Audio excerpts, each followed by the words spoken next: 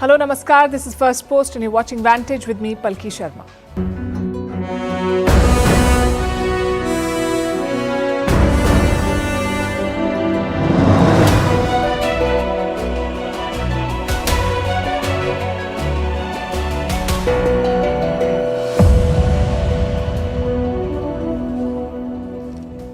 Tonight, we begin with Ukraine, where Russian attacks and domestic politics both are intensifying. Zelensky is firing his team, 50% of his cabinet. What explains this churn in the middle of a war? We'll tell you all about it. Meanwhile, Prime Minister Narendra Modi landed in Singapore today. We'll discuss the agenda and the big takeaways from his last destination, Brunei, where he made a significant statement on China. The world over, markets seem to be falling thanks to weak jobs data and renewed fears of recession in the US. The World Bank has some advice for India. In the US and the Philippines, they've caught two women who were spying for China. It's a story you don't want to miss. India's neighbor Nepal is stoking the border row with new banknotes that will show Indian territory. In North Korea, Kim Jong-un has executed 30 officials for the recent flood disaster. In France, a rape case has shocked the country. A woman was drugged and raped by her husband and 72 other men for 10 years. In Venezuela, President Maduro has declared an early Christmas. It's next month. We'll explain. In Eswatini, the king is taking his 16th wife, some 3 decades his junior. It's all kinds of problematic. And from AI in homework to smartphone bans, how schools the world over are grappling with technology. All this and more coming up. The headlines first. Egypt's President Abdel Fattah al-Sisi arrives in Ankara. Turkish President Recep Tayyip Erdogan receives him at the airport. In February, Erdogan had visited Cairo. Both countries are looking to mend ties after a decade of frosty relations. Row erupts over Hungary's new visa rules for Russians. Critics say it increases the risk of spying in the European Union. Budapest dismisses the fears as, and I'm quoting, political hysteria. Russia invaded Ukraine in 2022. Since then, Hungary is the only EU country to have maintained close ties with Vladimir Putin. In India, Rahul Gandhi kicks off the Congress's campaign in Jammu and Kashmir, says his party will restore the region's statehood after coming to power. Jammu and Kashmir will hold assembly polls in 3 phases. The first phase is on the 18th of September. The results will be declared on 8th October. At least 81 people killed in Nigeria in a suspected attack by Boko Haram. The incident took place in the northeastern part of the country on Sunday. The Boko Haram insurgency began in 2009. The fighting has killed thousands of people and displaced more than 2 million. Thailand's new Prime Minister names her cabinet, dumps an influential military-linked party from the government. This has happened for the first time since 2019. Last month, Paetongtarn Shinawatra became Thailand's youngest ever Prime Minister. And you may soon have to pay to visit the Trevi Fountain in Rome. Authorities are mulling introducing a ticketing system to the iconic site. More than 1,000 people visit the landmark every hour. This is the latest attempt by Italy to tackle over-tourism.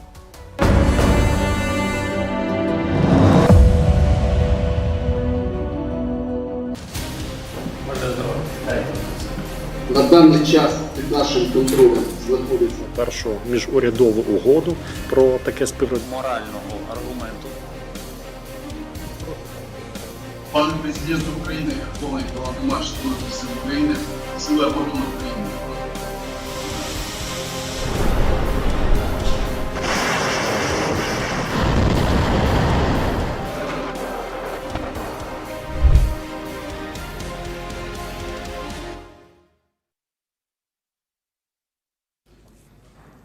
It's a major shake-up in Ukraine, the biggest since the war broke out. President Volodymyr Zelensky is reshaping his core team. Some familiar faces are out and new ones are in. The plan is to replace more than half of the cabinet. And what a time to do it. Just as Russia unleashed a massive missile attack. But what exactly is Zelensky hoping to achieve here? Who has he fired and why now? So far, 7 ministers have resigned. 1 presidential aide was also fired. This includes Foreign Minister Dmytro Kuleba. Chances are you're familiar with this man. Kuleba has been Zelensky's trusted diplomatic messenger. He's traveled to Europe, to North America, to Latin America, to Africa, even to India and China. His job was to drum up support for Ukraine. Well, not anymore. Kuleba announced his resignation today. So did the Justice Minister, the Environment Minister, the Strategic Industries Minister and 2 Deputy Prime Ministers. Although it's not game over for all of them, chances are they will get different portfolios. And Zelensky has not really explained why he's doing this. He just gave a vague justification on Tuesday. Listen to what he said. Autumn will be extremely important for Ukraine.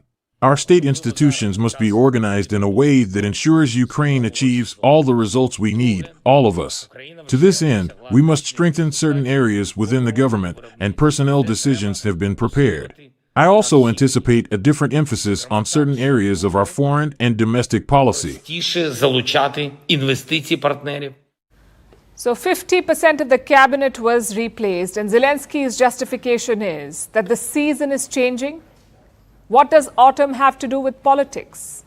Well, after autumn comes winter, and Russia is looking to capitalize on that. They are targeting Ukraine's energy infrastructure. No energy, no heating. No heating, no morale. That is what Russia is betting on. So yes, Ukraine does need to prepare for the winter, but it's not clear how a cabinet reshuffle will help.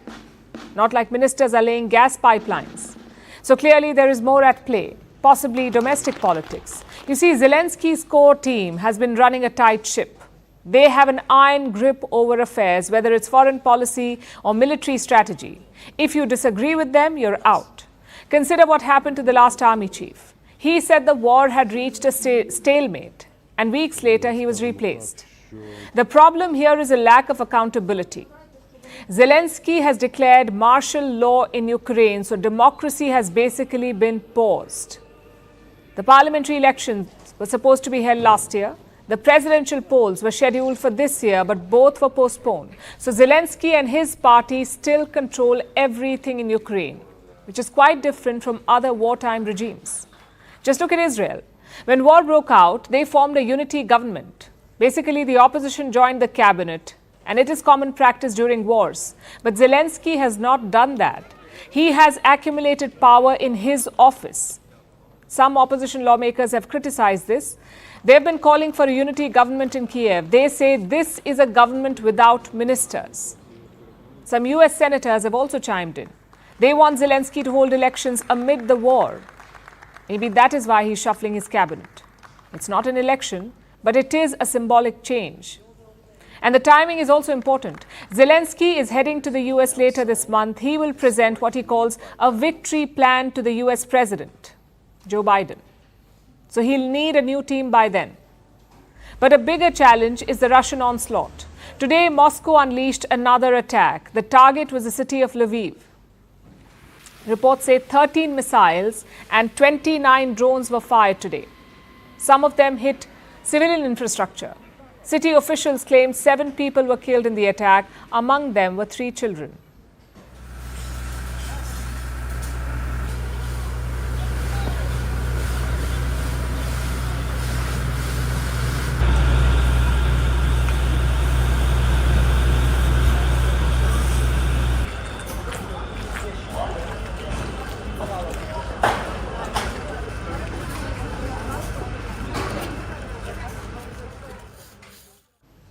Lviv is in western Ukraine. It's also close to the Polish border, so Poland scrambled fighter jets to ward off any threat. An even bigger attack happened yesterday. Russia fired 2 ballistic missiles at Poltava. It's a city in central Ukraine. One of them hit a military academy in the city. The other crashed into a hospital. Kyiv says more than 50 people, 50 people have been killed, plus more than 200 others have been injured. It's one of the deadliest attacks since the war began. These attacks are putting pressure on Kyiv. Zelensky is pleading for air defense systems from allies, basically weapons to shoot down Russian missiles. Meanwhile, Moscow is pushing on. Today, they announced a major decision. Russia is tweaking its nuclear doctrine. And this is very important. A nuclear doctrine tells you when a country will use nuclear weapons, under what circumstances. Russia's current doctrine was set in the year 2020. It has 2 main conditions, either a nuclear attack on Russia or a conventional attack that threatens Russia's existence. These are the 2 scenarios when Russia will use nukes. Both are quite unrealistic. But Moscow is now tweaking that doctrine. They're blaming the West for this change in policy. So things are suddenly speeding up in Ukraine, both on the battlefield and diplomatically. Zelensky and his team have been quite rigid about how to handle this war. Let's see if the new team is any different.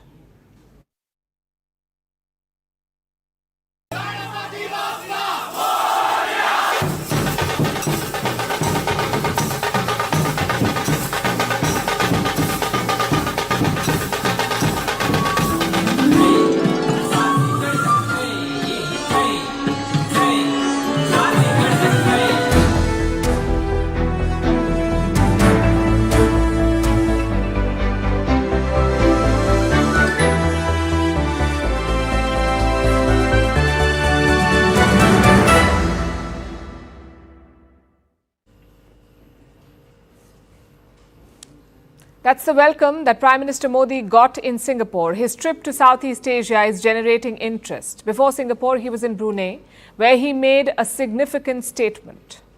Bharat की act east policy और Indo Pacific vision में Brunei का महत्वपूर्ण साझेदार रहा है।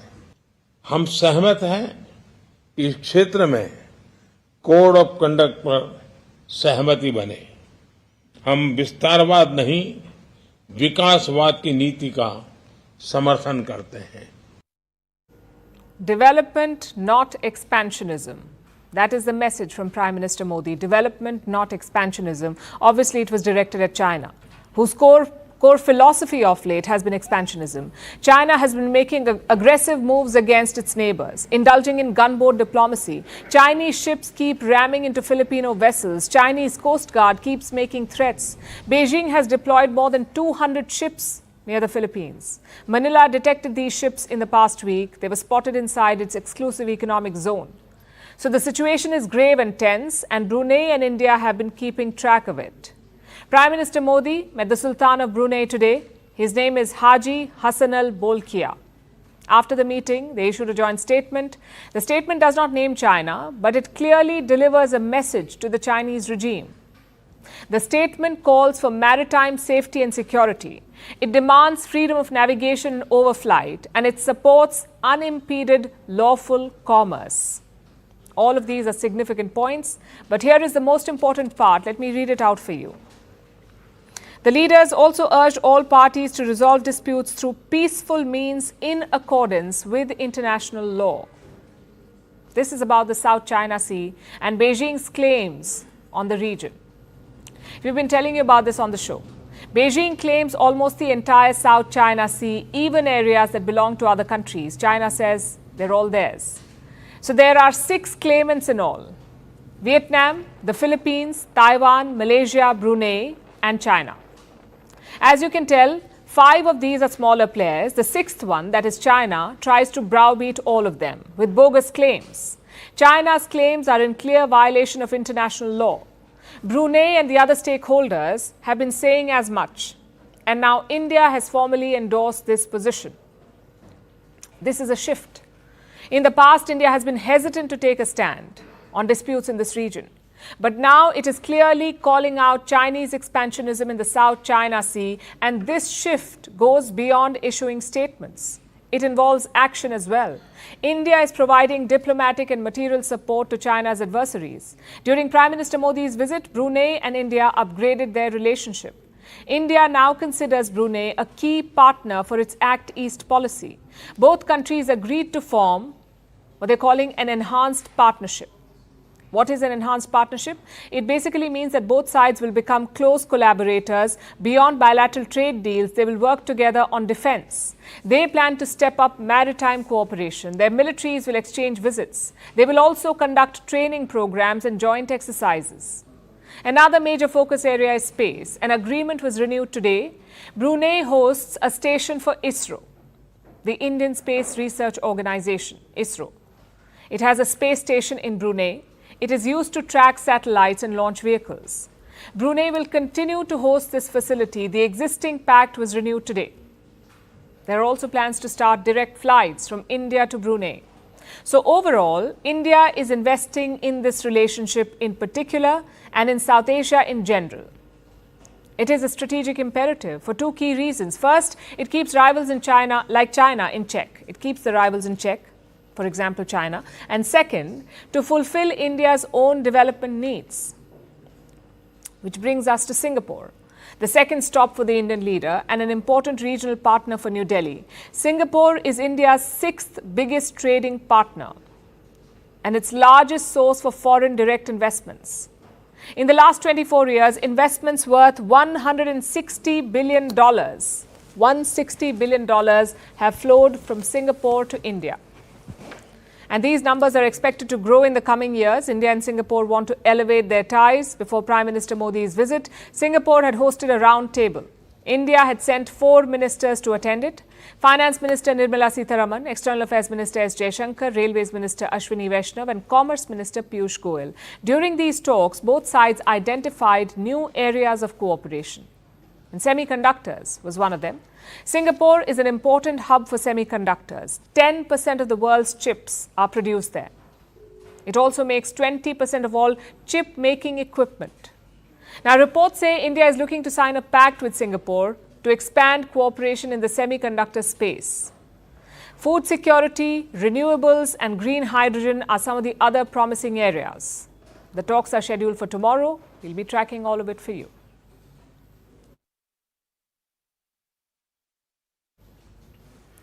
Here in India, the stock market fell today. You may ask, what's so special about that? Markets keep rising and falling. Well, this fall came after a streak of rises, 14 days to be precise. The Nifty made gains for 14 consecutive days. It rose by more than 1,000 points in that time. But today, the rally came to an end. Not by much, though. The Nifty closed 81 points down.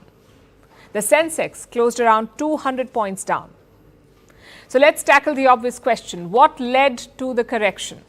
Mainly global sentiment. In the US, Nasdaq fell by more than 3% on Tuesday. Dow Jones dropped 1.5%. So Indian markets are tracking the US markets, sort of like mirroring the sentiment.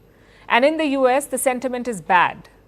There is talk of recession once again. Most experts are pointing to 2 warnings. The first is the jobs report. In the month of July, America's unemployment rate increased to 4.3%, which is the highest since 2021. Also, the 4th consecutive month of rising joblessness. This usually means trouble. That's the first warning. The second warning is the Treasury yield. The US Treasury issues short-term and long-term bonds. When you buy a bond, you're essentially loaning money to the government. And the government promises you a predetermined interest rate.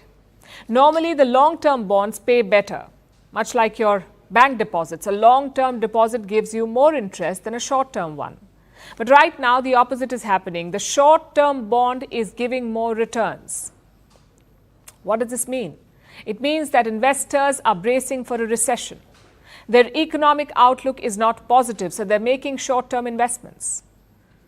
American bank JP Morgan agrees with this assessment. They think that a recession is very much a possibility, that there is a 35% chance of US recession by the end of this year.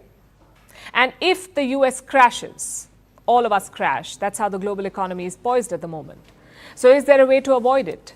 Well, the Federal Reserve is planning a rate cut, their first rate cut in almost 4 years.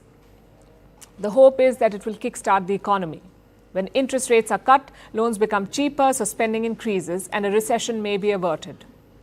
Or so they hope. But coming back to the markets, there is one more factor dragging the markets down, the chip slowdown.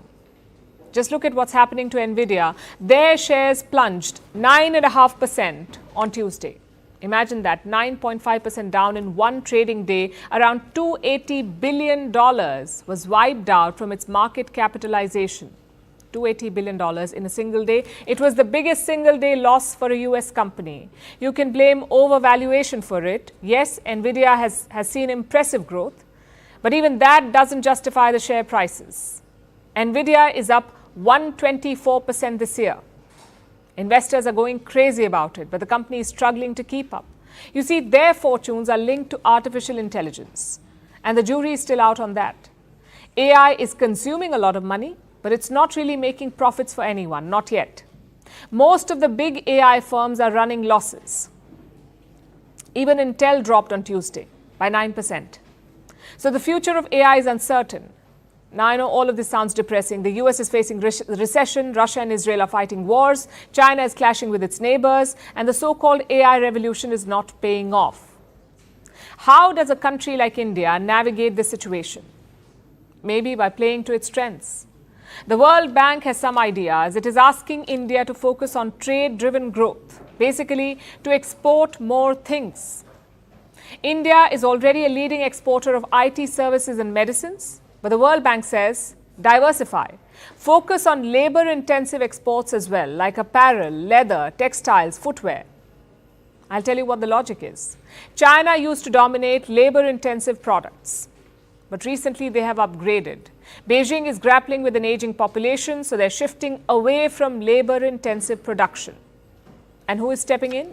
Mostly Bangladesh and Vietnam. The World Bank says that India should also join in. But frankly, it's a question of priority. The government has set aside incentives for these sectors. For example, 6,000 crore rupees for footwear and leather, 10,000 crores for textiles and apparels. So the push is already being made. Guess we'll have to wait for the results. Even in normal times, this would be a challenging task. But amid the current global turmoil, it's proving to be even harder.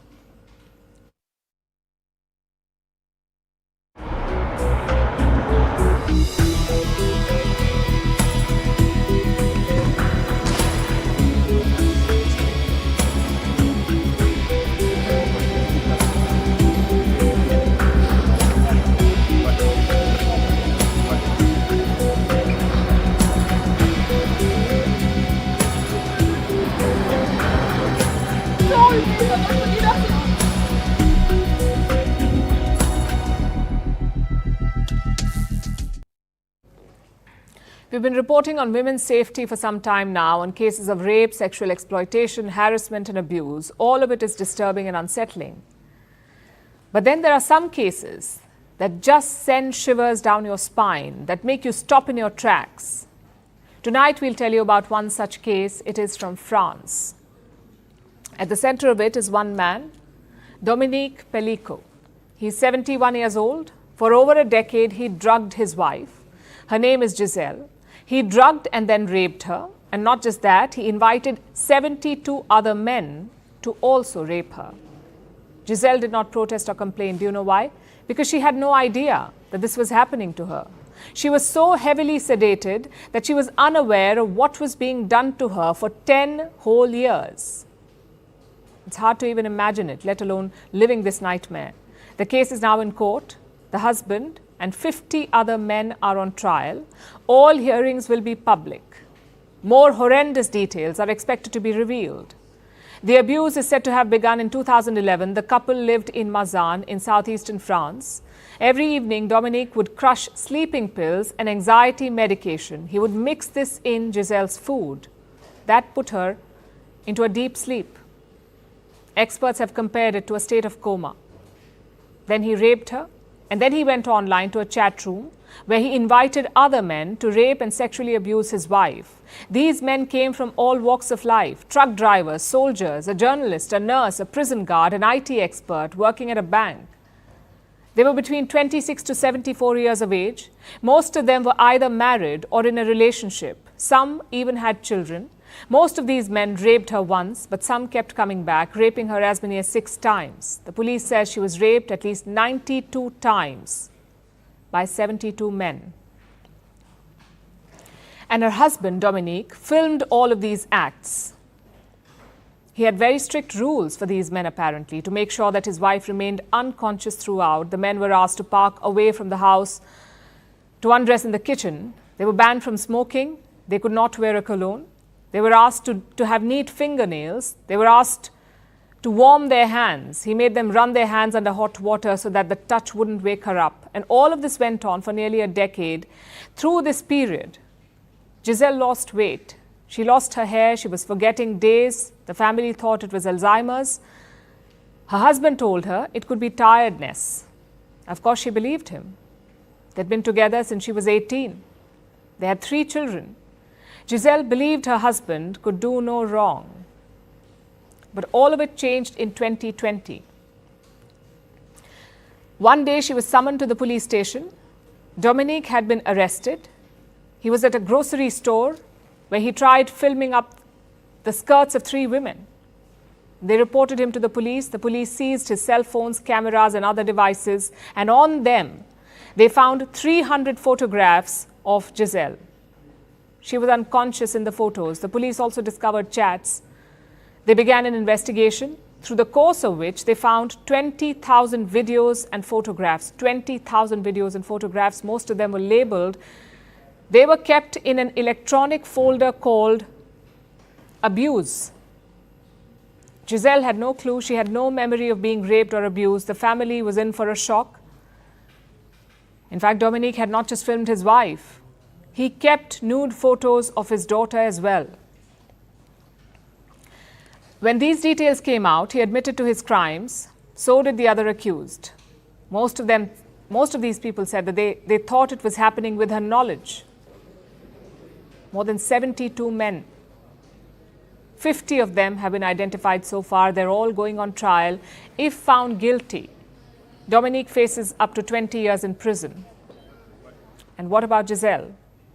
Well, she has divorced him and she wants a public trial. She wants all the details out in the open. This is also a way for her to say that one can overcome this challenge, even though it's just the beginning today, that this has to be made known, and that shame should switch sides. The case has shocked France. It's more than a criminal trial. It's a shameful commentary on the society. This is a country that touts its progressive values. It says it defends women's rights. Yet women are not safe in the most intimate of spaces. They aren't safe in their homes. And this is not a one-off case. Multiple French surveys have shown that most of the abuse happens at home. Most of the victims are women. A lot of them are either drugged or suffer blackouts. Of course, the larger problem is not unique to France. Women are not safe in public places. They're not safe in workplaces. They're not even safe at home. It is a chilling realization. Abuse is not confined to dark alleys or public spaces. It permeates even the walls of our homes. This case may test the collective conscience of France, but it's also a painful reminder that women's safety is constantly under threat. This horrific crime may be one of the most extreme examples, but it's very much part of the broader problem. Nowhere is truly safe for women, often not even their homes.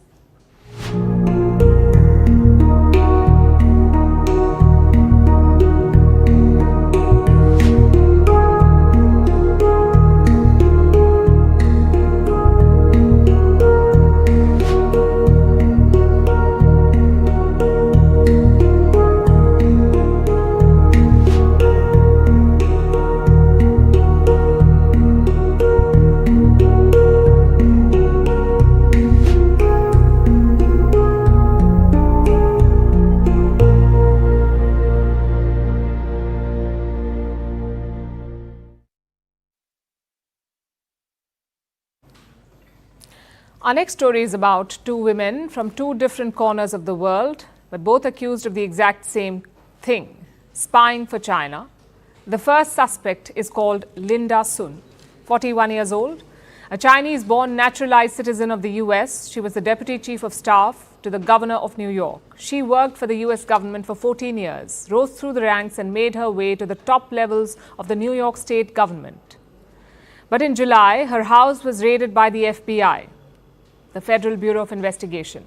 And yesterday she was detained along with her husband. Both have been accused of working for Beijing and the Chinese Communist Party.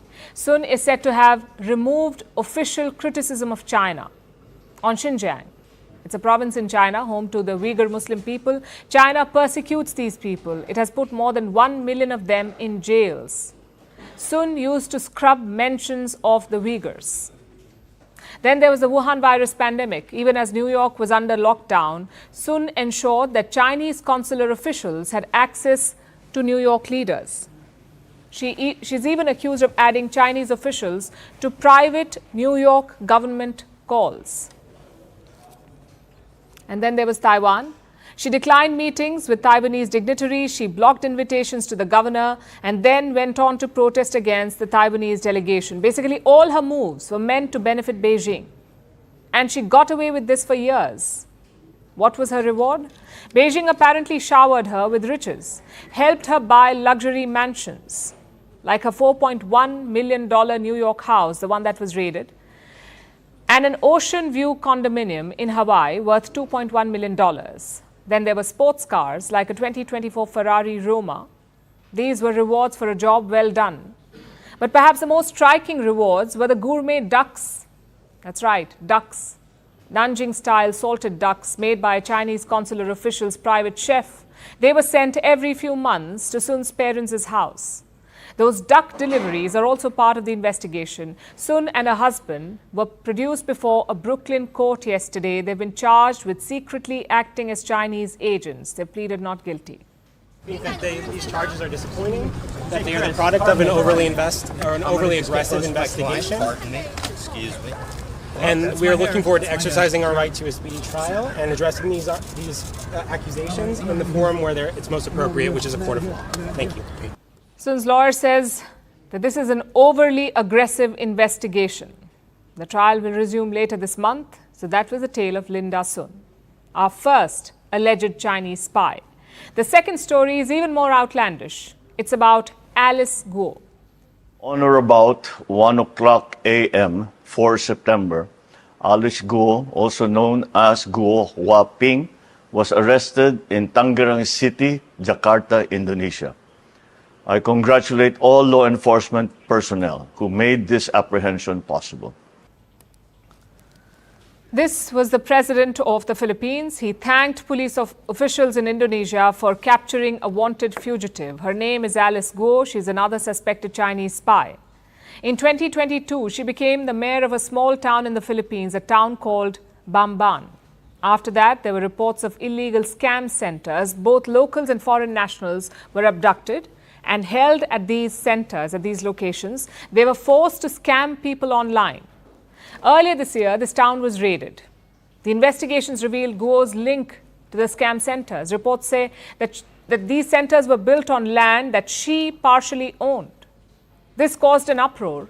Alice Guo was questioned by the country's Senate. That's when discrepancies started to show up. Guo's birth certificate was registered when she was 17 years old. She only registered to vote in Bamban town in 2021, just a year before she was elected mayor. She could not tell the Senate where she grew up. She said she did not remember. This raised a lot of eyebrows. The Philippines accused her of being a Chinese spy. They said her fingerprints matched those of another individual, a Chinese national named Guo Huaping. So in the month of July, the Senate ordered her arrest, but by then she had fled the country. She made her way to Indonesia and then onwards to Malaysia and Singapore. It's been a few months, but Alice Guo has finally been caught in Indonesia. She will be extradited to the Philippines. So hopefully we'll find out the truth about her identity soon enough. Now, you've heard both the stories, the tales of Linda Sun and Alice Guo. They've captured the public imagination. They may even be convicted. But let's face it, they probably weren't the best agents out there. China most likely has a number of spies all over the world, silently pushing Beijing's agenda. All we can do is ensure thorough background checks and maybe keep an eye on dubious duck deliveries.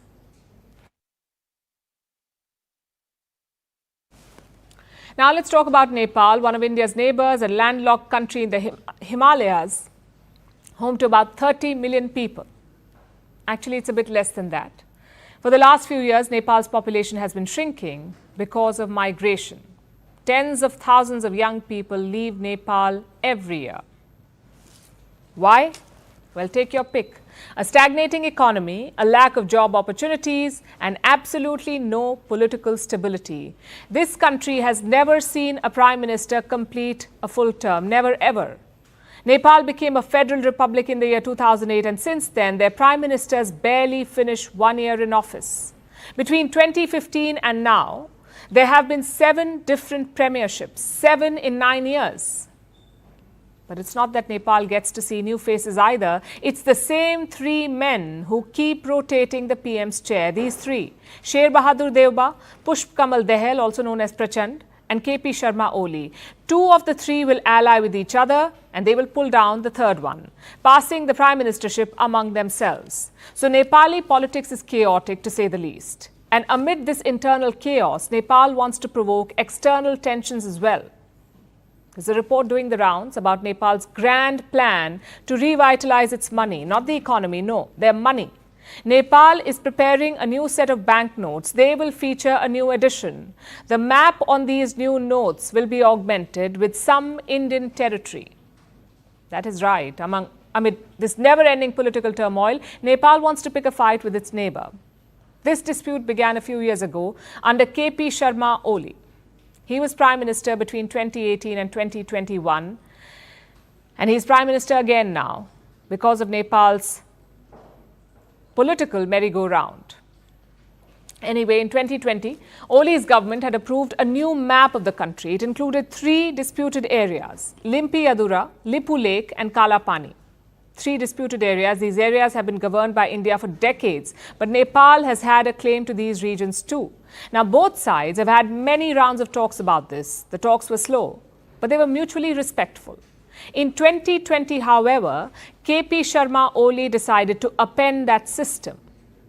He proposed the new map, proceeded with some chest thumping and hoped that painting India as an aggressor would unite Nepal behind him. This ploy almost worked. He did last almost 1 whole year after that. He became Nepal's longest-serving prime minister in the modern era, serving a grand total of 3 years and 88 days at a stretch. But that's still not a complete term. So Oli tanked Indo-Nepal relations for peanuts. And those relations haven't recovered yet, because Oli's new map is a ticking time bomb. No other prime minister would repeal it. They did not want to look weak. Instead, they doubled down. Prachand was Nepal's prime minister till the month of July this year. A few months before his ouster, he approved new banknotes. Notes featuring Nepal's new map, including the disputed territory. Now, why would Prachand do that? Perhaps he knew that the merry-go-round was about to start again and he wanted to stay in power a little longer. Maybe he thought bringing up the dispute would give him a few more months. Well, it did not work. Prachand got the boot. Oli has returned, but the new banknotes are still in production. They will be ready soon, in a few months. By then, Nepal's next prime minister will probably start distributing them, continuing their game of one-upmanship. It may work for these politicians, but it hasn't worked for Nepal. It hasn't worked for Indo-Nepal ties and for the region's growth and prosperity. So maybe instead of childish power games, Nepal's politicians should focus on actually governing.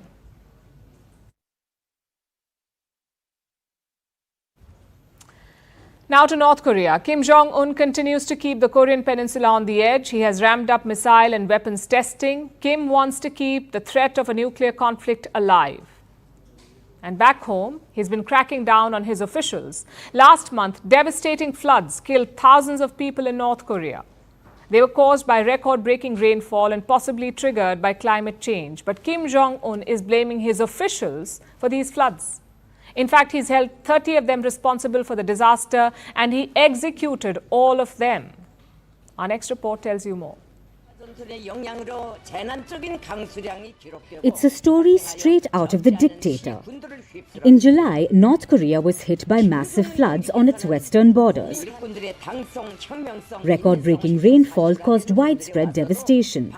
Large swaths of farmlands, entire roads, railway lines, and over 4,000 homes were submerged, and thousands were killed. Kim Jong-un had personally inspected the flooded regions.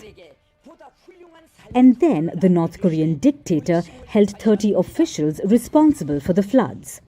A report from the South Korean media claims they were all executed last month. Public executions are not rare in North Korea. Last year, there were at least 100 of them. In other countries, capital punishment is reserved for only the most serious crimes. However, in North Korea, death sentences are handed down like parking tickets. In 2022, a 22-year-old was executed. What was his crime? His love for South Korean entertainment. He was caught distributing South Korean film and music. They are banned in North Korea. Pyongyang labels it as reactionary ideology and culture. So what else falls under the same category? Brides wearing white dresses, grooms carrying the bride, wearing sunglasses, drinking alcohol from wine glasses. All these practices are fairly common in South Korean culture, but in the north, they can get you killed. Fashion trends like skinny jeans, certain hairstyles, even dyed or long hair are punishable by death in North Korea. The death penalty is a tool for Kim and his family to enforce loyalty to the regime. Fear is used to strengthen Kim's grip on North Korea. Last year, 9 people were executed. They were caught smuggling beef. The regime decided to make an example out of them. The execution was carried out in public, and 25,000 locals were forced to witness it in person. The regime made it mandatory for the locals to attend. They typically shut down factories, farms, and marketplaces for executions. Residents living near the site of the execution, who are between the ages of 17 and 60 and can walk, are ordered to come for the execution. This is not new for North Korea. Kim Jong-un's father and grandfather also used these tactics when they were in power. Kim is simply extending the scope of the death penalty. Now, even climate change can get you executed in the Hermit Kingdom.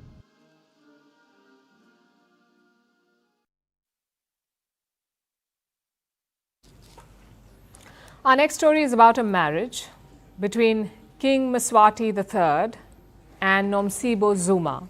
Maswati is the king of Eswatini. Nomsibo is the daughter of Jacob Zuma, former president of South Africa. On paper, it sounds like a political union, two powerful families coming together, but in reality, it's absurd and ridiculous. King Maswati is 56 years old. Nomsibo Zuma is 21. What's worse, she will be his 16th wife, 16th. And she had to dance bare-chested in front of the king to be selected.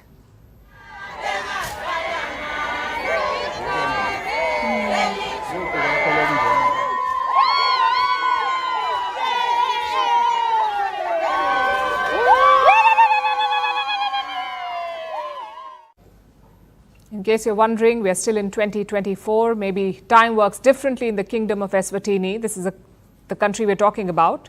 Look where it is located, in southern Africa, sandwiched between South Africa and Mozambique. Eswatini is a small kingdom. It has over 1 million people. Until 2018, Eswatini was known as Swaziland. The name has now changed, but everything else remains the same. Eswatini is one of the world's last remaining absolute monarchies, ruled by this man, King Maswati III. He succeeded his father. He was crowned in 1986 at the age of 18. He has total control of the government. Eswatini does have a parliament, but the king wields all the power, and he's quite controversial. King Maswati has an opulent lifestyle. From palaces to private jets, he owns all of it, while the rest of the population lives in poverty. And polygamy is part of the Swazi culture. So the king has 15 wives. He chooses them at the annual Reed Dance, which is a day-long ceremony where young women perform before the royal family, bare-chested, wearing traditional clothes, singing and dancing, and the king chooses his bride from this mix. This is how he chose Nomsibo Zuma, his 16th wife. Eswatini calls it culture and tradition, but it's quite controversial. 40% of the kingdom's population is HIV positive. In 2001, the king started a fight against AIDS. In 2005, he enforced a ban, no copulation with girls below the age of 18. But just days later, the king himself broke the law. He took a 17-year-old girl as his 9th wife. People were enraged. So the king decided to punish himself. Do you know what was the punishment? He gave up 1 cow. Some great sacrifice and justice there. And it's not the only such case. In 2003, he got a new bride, but the mother of the bride said that she'd been kidnapped. Basically, what Eswatini calls culture is a grotesque power dynamic. I mean, look at it. A king in his late 50s selecting from a group of dancing women. What about the woman's agency? Why is she reduced into a spectacle for royal entertainment? This is a king who blends cultural rituals for personal indulgence. His kingdom does not have basic needs, proper healthcare or education, but he's busy accumulating wives and wealth. The reed dance used to be a cultural rite, marking a girl's transition to womanhood, but now it's a symbol of royal privilege, where women are commodified and their future hangs in the balance of one man's whims. And once they become his brides, their life is dictated by the palace. No freedom, no escape from this cruel cycle. All of this has to change. We are not saying that tradition is not important, it is. But using it to expand a harem of wives is not tradition, it is a shameless expression of power. King Maswati III must confront this reality. Tradition cannot justify exploitation, and tradition too must be in tune with the times. The fact that women still have to parade themselves in front of a king is not only unthinkable, it's a shame on a world that claims that it is moving forward.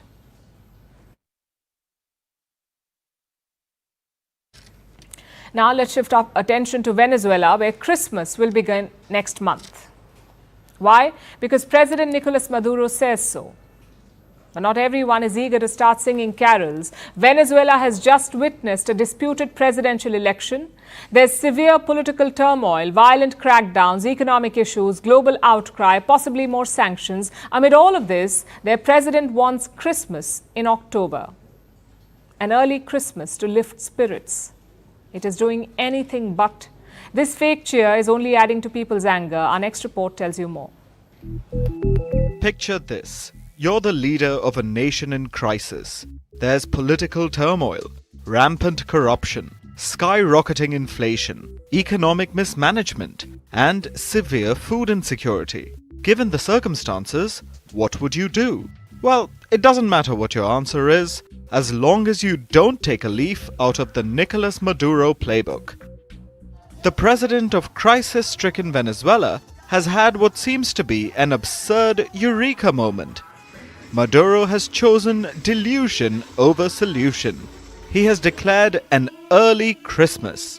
We aren't kidding.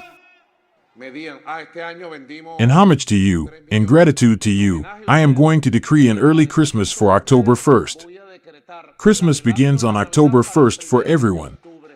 Christmas has arrived with peace, happiness, and security. Albeit one distinctively lacking in Christmas cheer.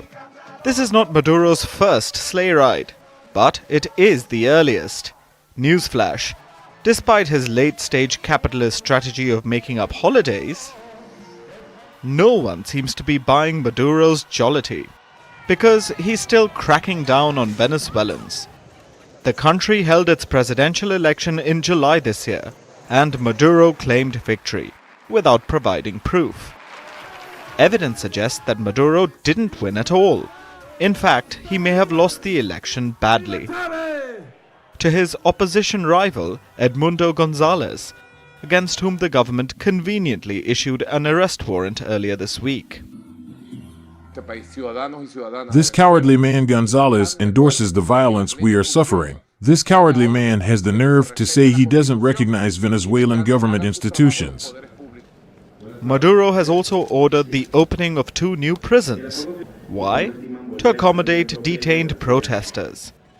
Since the elections, protests have taken over Venezuela's streets, and they've been fiercely repressed. Maduro has openly called for everyone in the streets to be imprisoned.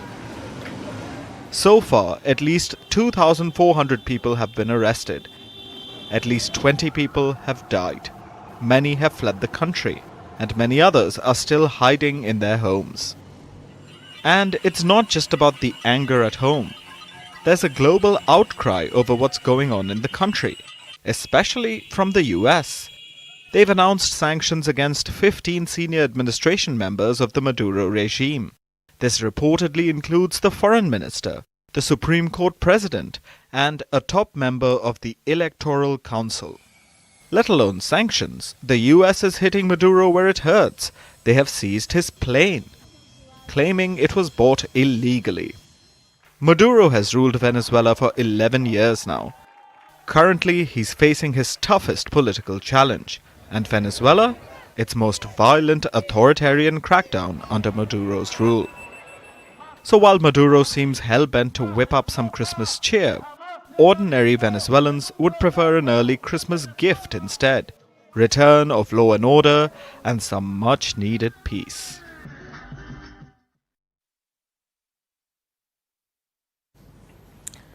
Technology is humanity's biggest win, but also its strangest battle. We are witnessing this in schools everywhere. Technology has transformed education, for the better, yes, but also for the worse. Teachers are competing with screens for attention. Policymakers are pressing students to stop watching TikTok. Researchers are saying that social media harms mental health, and parents are worried about all of this and more. But to what end? Schools still have a tech problem.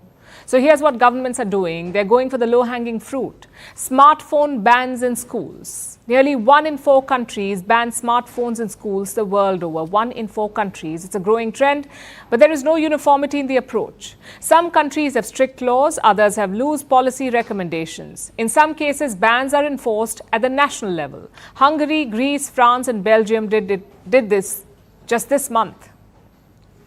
In other cases, there are state-level policies, like in India and the US.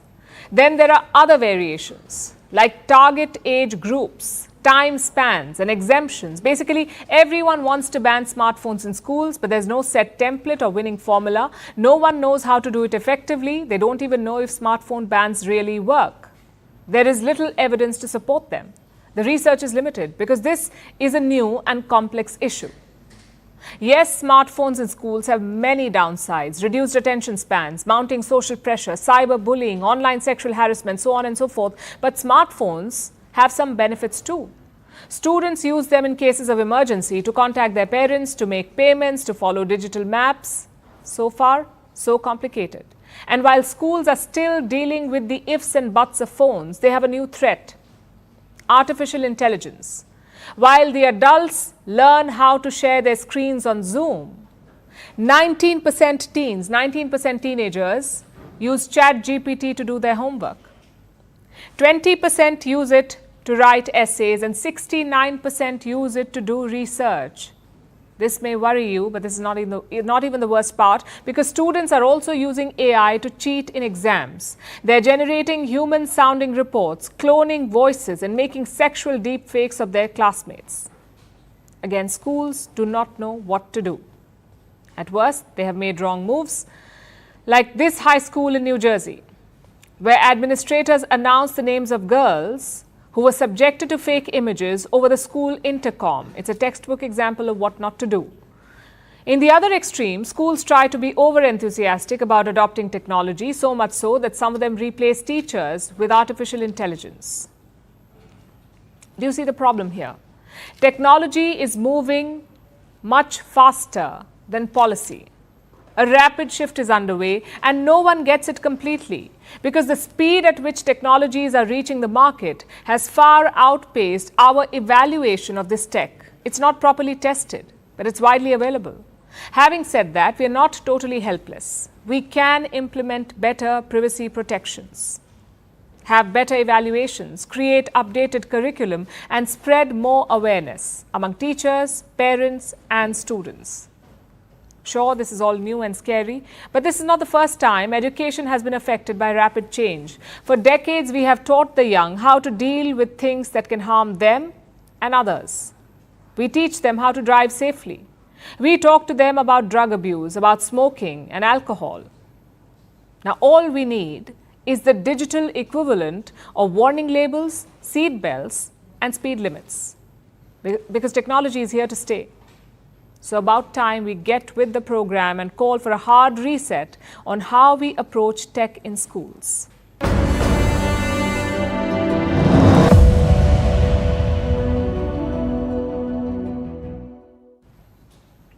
Let's take a quick look at the US campaign trail. Kamala Harris and her team have been using a simple strategy to counter Donald Trump. They've been calling him weird. At first glance, it sounds like a weak strategy. Of all things, why would you call someone weird? Well, Trump's team has shown us why, especially his running mate, J.D. Vance. He's been trying to crack jokes at campaign rallies, and each time he's bombed hard. But Vance is not the only weird one on the trail. Kamala Harris herself has been doing some pretty weird things. Yesterday, she was accused of faking her accent. The vice president was addressing auto workers in Detroit and suddenly she broke into a southern accent. I'm sure you've heard cowboys speak in movies. The southern accent is pretty similar to that. And in case you're wondering, no, Kamala Harris is not from a southern state. She's from California. I guess this makes one thing pretty clear. Weird does not just apply to the Trump team. It applies to U.S. politics in general. Of course, we had Hulk Hogan. And while it's tempting, and I'm sure it would make some big headlines, don't worry, everybody, I'm not going to try to take off my shirt here. I had a Diet Mountain Dew yesterday, and one today. I'm sure they're going to call that racist too, but...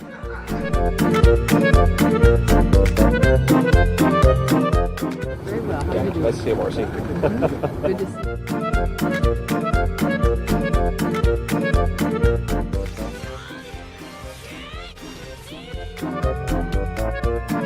You better thank a union member for sick leave. You better thank a union member for paid leave. You better thank a union member for vacation time.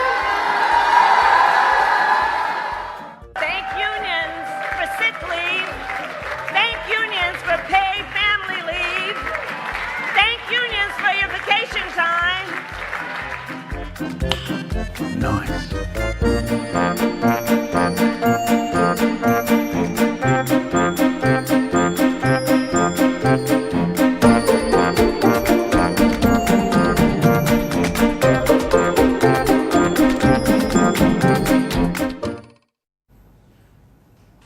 And now it's time for Vantage Shots, images that tell the story. The Indian Air Force carries out relief operations in the flooded cities of Andhra Pradesh. French police face off with migrants trying to cross the English Channel. And South African scientists unveil fragments of a motorcycle-sized meteorite. Finally, we're taking you back in history. On this day in 1998, Google was founded by Larry Page and Sergey Brin. The brand is now synonymous with the internet. Google handles 70% of global online searches. It has since diversified into email, software and mobile phones. We're leaving you on that note. Thank you for watching. We'll see you tomorrow.